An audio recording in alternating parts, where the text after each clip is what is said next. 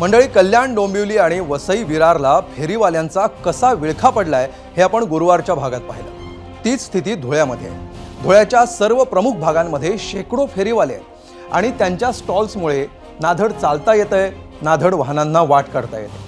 केंद्र सरकारनं 2014 सालीच फेरीवाला कायदा आणला, मात्र 11 वर्ष होत आली तरी सुद्धा धुळे महापालिकेला तो कायदा काही राबवता आलेला नाही। नेमकं घोडं कुठं अडलंय आणि यावर उपाय कधी काढणार याबाबत सामान्य धुळेकर आणि फेरीवाले यांचं काय म्हणणं आहे, या सगळ्याचा वेध घेणारा हा स्पेशल।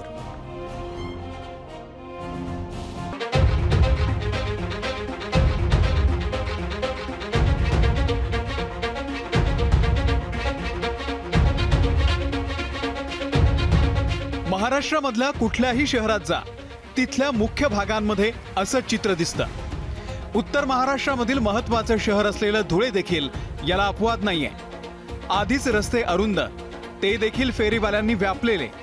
इथून चालायचं कसं असा प्रश्न प्रत्येक पादचाऱ्याला पडतो। दररोज वाहतूक कोंडी तर इतकी होते की विचारायची सोय नाही। जुन्या मुंबई आग्रा महामार्गावर मुख्य बाजारपेठ असल्यानं या रस्त्यावर छत्रपती शिवाजी महाराजांचा पुतळा ते थेट देवपुरामधील GTP स्टॉपपर्यंत ठिकठिकाणी फेरीवाल्यांनी आपलं बस्तान मांडलंय।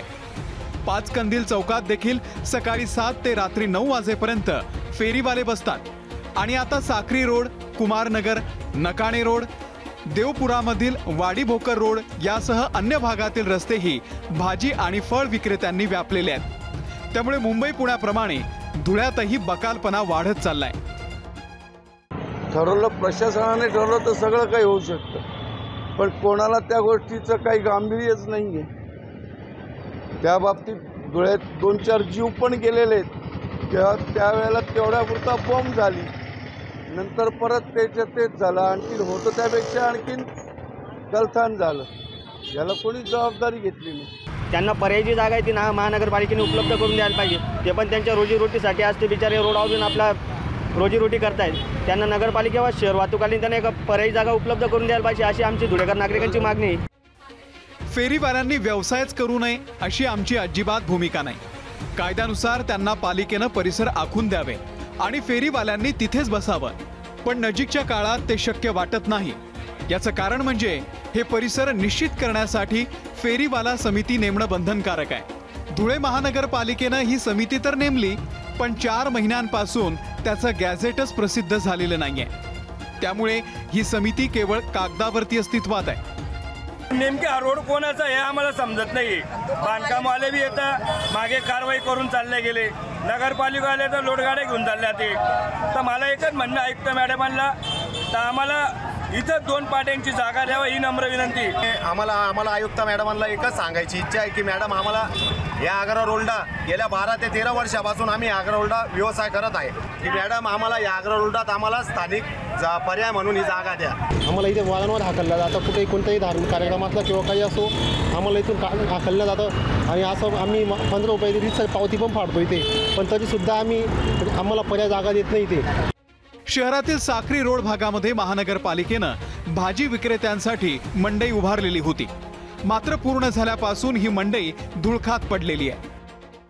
आग्रा रोडवरचे जे पाचकंदील मार्केटच्या परिसरातले जे सगळे हॉकर्स आहेत, यांच्यासाठी पण आपण काही पर्यायी जागा आणि आपला तिथं पार्किंगचा पण मोठा विषय आहे, तर यांच्यासाठी जागा कुठे करायची याच्यावर काम करतोय। डॉक्टर नामदेव भोसले महानगरपालिकेचे आयुक्त होते तेव्हा फेरीवाल्यांना जेल रोडवर आणि विद्यमान आयुक्त अमिता दगडे पाटील यांनी पांझरा किनारी जागेचा पर्याय सुचवला होता, पण फेरीवाल्यांना हे दोन्ही पर्याय मान्य नाहीत। त्यामुळे प्रश्न अजूनही प्रलंबितच आहे। गेल्या 20 वर्षांपासून महानगरपालिका पर्याय जागेचा शोध घेत असली तरी दुसरीकडे मात्र या विविध जागा शहरातील फेरीवाल्यांना देण्यासाठी अद्याप कुठलाही निर्णय झालेला नसला तरी दुसरीकडे मात्र आता हा वाहतुकीचा प्रश्न, ही वाहतुकीची कोंडी सोडवण्यासाठी महापालिकेने शहरातील विविध जागांचा आता पर्यायी जागांचा शोध सुरू केल्याची माहिती आयुक्तांनी दिली आहे। त्याच्यामुळे येत्या काही दिवसातच शहरातील वाहतुकीचा प्रश्न सुटणार का आणि येथील फेरीवाल्यांना हक्काची जागा मिळणार का, हा देखील महत्त्वाचा प्रश्न आहे। धनंजय दीक्षित, ABP माझा, धुळे। ABP माझा, उघडा डोळे बघा नीट।